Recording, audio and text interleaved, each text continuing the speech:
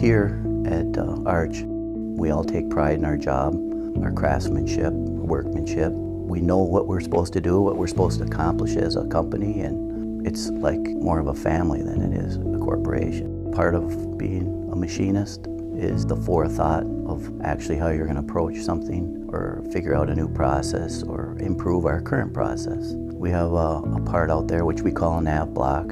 It's going to be leaving the solar system. It's up by Pluto. It's kind of cool when you think about that, that you're actually making parts for that.